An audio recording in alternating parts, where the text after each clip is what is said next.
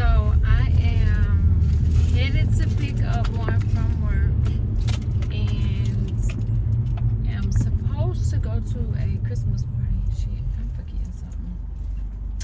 But I was listening. Oh, Carrie saying, look, is there water back there? If not, get my drink out the little wine cooler. I think there's nothing nowhere. I got a blue drink back there. Give me my water.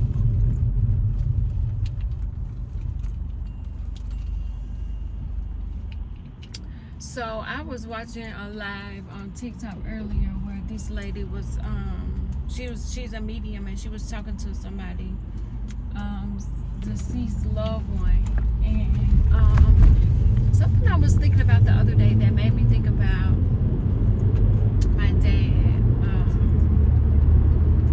I was fortunate enough to be raised by me, but my stepfather took me in when I was 2 and he treated me as one of his own. And I learned a lot from him. And I was just thinking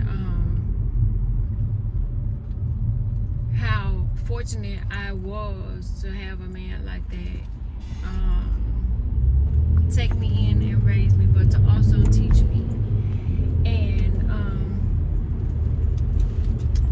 it taught me a lot of things, a lot of things having a dad in the house. But I thank God that when he was sick and not able to work, I was in a position where I was able to help him and show him how much I appreciated what he had done for me. So I don't know if you know many men from the South, but Southern men like to work.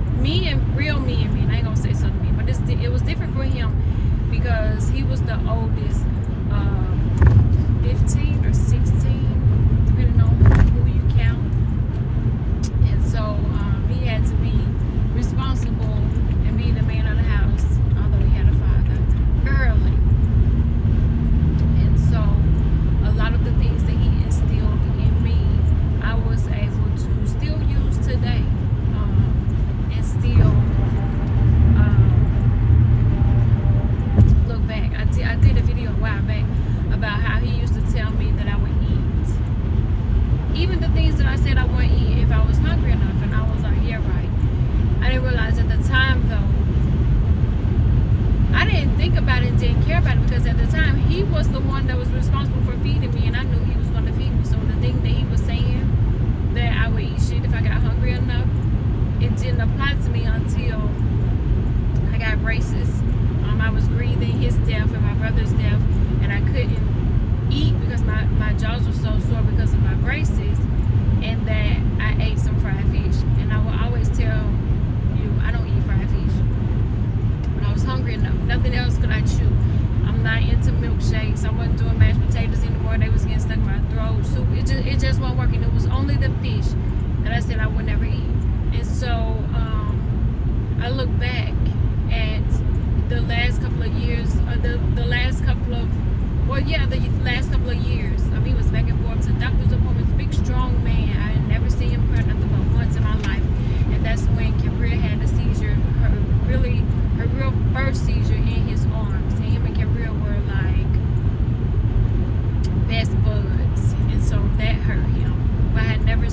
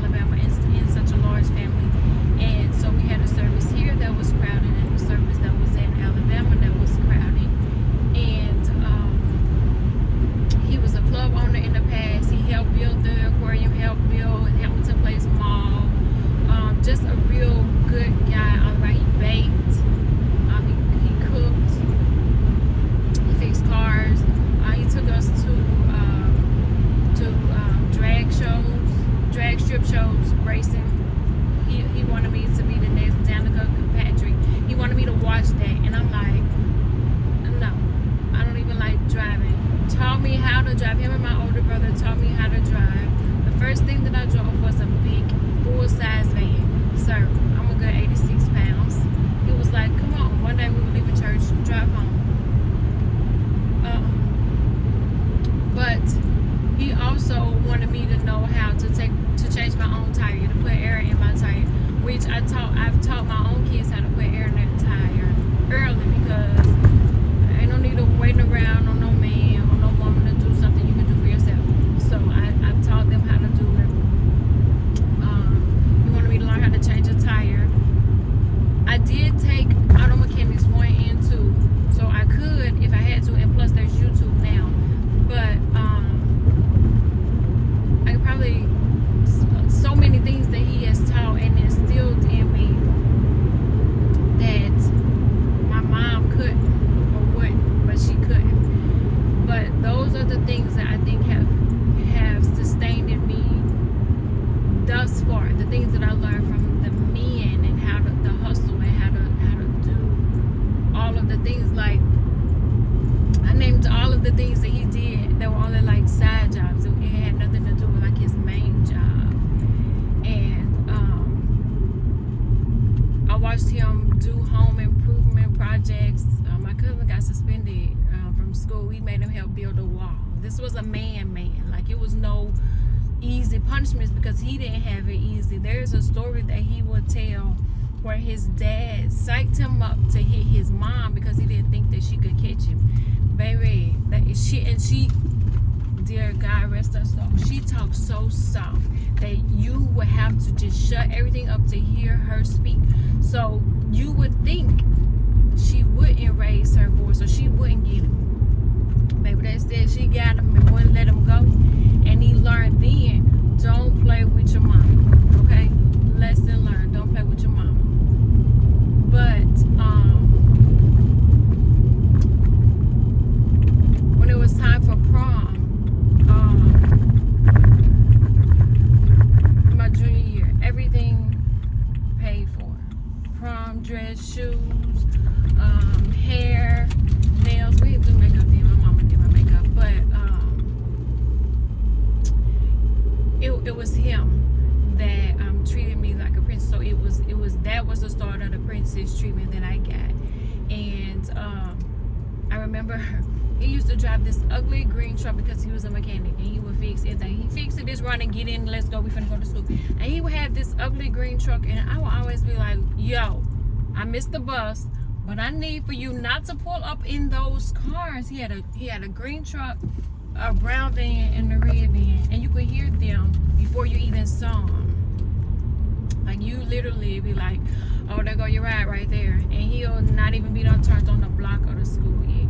So in the morning times, when everybody be out, I would say, hey, I can get out back here. He was like, no, it's cold, it's dark, or blah blah blah, I want you to get out in the front. Now, I wasn't really embarrassed by the car, because he only drove him like Monday through Friday when he worked, or Friday we got off. He would get in his nice van and get in his clean clothes, and he would do him. But I wasn't embarrassed. It's just that I wanted him to believe that I was embarrassed. But to me, for him to say, okay, I'm gonna take you to school, and then not be no issue, not be no problem. The only thing that was the problem was him like, nah, I'm gonna pull up right in front. And then when he pulls up in front, it doesn't matter if it was the daytime, even if it was a game at night, he pulling up to the front, and I'm like, dude, I asked you to, and he wouldn't care. And those are the things that I miss. And it's one of the things I'm most proud of, being a daddy's girl. But even when he passed away, somebody else picked up the baton. And I've always had my godfather in my whole entire life. My mama said he was at the hospital when I was born. I don't remember, but he looked familiar, But he's always been there. I've never been able to do anything wrong in his eyes. I've always been his one and only. He doesn't have kids of his own. It's just me. So it's me and then my kids. But if he spots us on a commercial, he's the proudest and he's the most excited. When I wrote my book and I told him, I gave him a copy, and he told me he read it. I didn't think he would, but he said he did read it. And my last pregnancy, nobody knew about it, but he knew. And I had gone on the news to talk about the heart walk for my brother that had passed away a couple of years before. And he called and he was like, well, I don't know if anybody else will be able to tell, but you can tell she's pregnant. Her face fact, she looked more around. So I end up, kind of having to snitch on myself because she kind of wouldn't hide herself anymore. But I went by his house the other day to give him something that I bought for him that I felt like was saying what I felt, that he had been the world's greatest dad. And then I've had the biological, and I've had the stepdads in between, and then even now the stepfather that I have now, God bless him, he's almost 100 years old, but he's so proud to be related to us. He's such a proud father and grandfather, and it's amazing to watch that. And I really, honestly, truly feel sorry for the girls that didn't have the dad's love. And it was one I watched, and I'm gonna try to tag it below. Sarah Jakes and TD Jakes have a conversation, daddy issues. I listened to it. I make the biological father listen to it, and it was like, okay, so these are wounds we have even if we got a dad, or we got, so it's a really good thing to watch. But I seen something that said something about a stepdad or something, and I was like, we don't even realize how important those titles are, like step parent. Oh, I know, I read something where it said the grandmother bought the outside kid, or whoever her grandkid was. She didn't buy them pajamas, but everybody else matching pajamas. Not in my house. On fire, right on her lawn. We're not doing that. Ain't no steps around here. I was always raised, there's no steps. If you step in, you're a parent. If you do, you step up, you're a parent. Whatever you do, that makes you a parent. No longer a step. But I for myself, I just know that I don't know where I would be without the love of my stepfather, and the guidance and the advice and the love and all of the things that he provided that I wouldn't have had he not been around. So it is important for men, which I made them fall in love with Nas's song Daughters, because I felt like he just forget about the mother with daughters. But then in the one of the songs with Swiss Beats, he said he wasn't always a good father to his daughter. He was on the road and stuff like that, and it made me think like my dad was on the road because he did construction work and all of the things. He was on the road, but it was no love lost. I still know that he loved me. But it also made me think that sometimes absent or not present physically is better than a toxic present, because even if they're present, they don't have to always be present, and just because they're present doesn't mean it's always a good situation. So at any age, I encourage fathers to get in your kids' life, not just your daughters but your sons too, because if I could show you my timeline where people are grieving the loss of a child,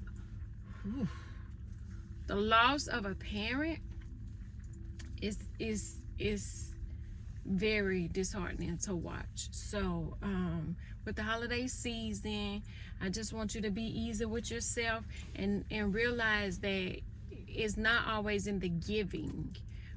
Sometimes it's just in the time, just showing up. I sat with her earlier while she did her annual gingerbread house, and it was something I started with my oldest, but it's breaking those family curses, starting new traditions, things that I'll be able to do with the grandkids. But just appreciate the family you have. That's basically what it is. And a lot of times it doesn't have to be blood. Most of the times it won't be. 9 out of 10 times it probably isn't blood. But that's why I use family and relatives totally different, and they're not in conjunction with one another. Your family is the family you create, the love that you have, the safety, the security, the protection, and relatives are who you are related to by blood. But there's a huge difference, and I love the family that loves me, and I love them, and so it's a mutual. But that's not to say that the blood, has to be on bad terms. A lot of times it is. We all black people know most of the time we get together is for a funeral. It's hardly ever a special occasion like a wedding or a birthday, because wedding, this ain't our first marriage. Who all gonna be over there? A funeral, everybody coming. Who got the body? Let me get a program. Who all in the obituary? We got our priorities fucked up. But hey, I'm not just talking about my family. I seen it on Instagram and Facebook and TikTok and TV and life. So back to the point. Something I seen earlier today said, acknowledge me more, give me more credit. And I thought about how I'm so blessed to have had him in my life, and I don't think I ever told him how much I appreciated him, how much he had shaped my life. But I think he knew it anyway, because they were together a couple of years before I decided to start calling him daddy. I called him by his name. We all did. And then I started calling him daddy. And our relationship changed then. And I was about 12 or 13. So about 10 years it took for me to be like, oh, so he ain't going nowhere. Oh, so he might really do care about me. Oh, he might. Oh, okay. And all the way up until he died, I was still protective of him the same way he was about me. I would be the one to say, you might want to sit down, or we let them do it. But being the strong black man that he was, up until his last breath, he was still trying to do the things that he was used to doing and have been doing so long. So James O. Bonner was the best mechanic, baker, iron worker, motorcycle club. Like, it was so many titles that he had. He took us to out of town. We stayed out of town. I had my special seat in the van. We had a van with the VCR and the TV. Let me get my seat over here, get my blanket. I'm good. And everybody got their own seats. And I had the one with the window. I had to have a window, the bigger window that you could adjust and things like that, in the TV. And that's why I like road trips, because we didn't even talk in the car, but we were together. And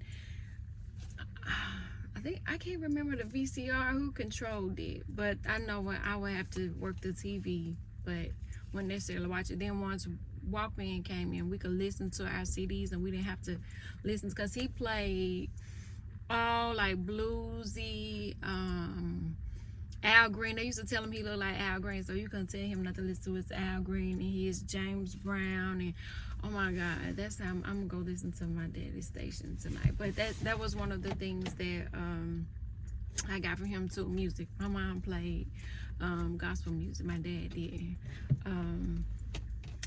But he set the bar high. He set the standard high on how I should be treated, and anything less I shouldn't. Now, did he have his flaws? Yes, he did. But as a kid, I couldn't see him. So